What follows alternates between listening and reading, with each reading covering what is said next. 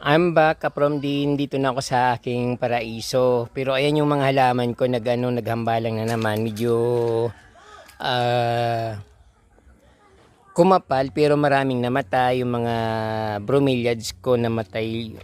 Karamihan buhay naman pero maraming nabawas.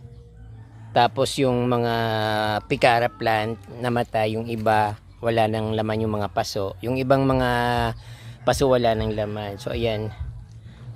Maganda pa rin naman, lush pa rin naman pero kailangan talagang ayusin na naman ulit. Tapos yung yung monkey tail na daganan yung tawag dito, yung African talisay. So ayusin ko 'yan. Natumba. Hindi na raw umuulan dito, paminsan-minsan lang, pero sa ibang lugar maulan naman. So ayan, dito ito sa aking backyard.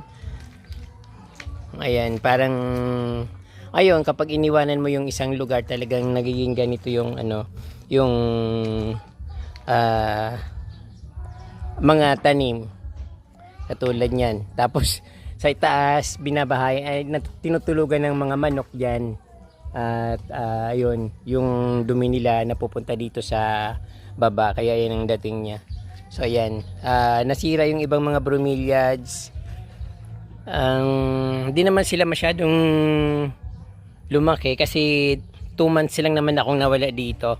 May 1 ako malis dito ka from dito, tapos itong hindi naman ako masyadong katagalan umalis. Yan po dito sa backyard.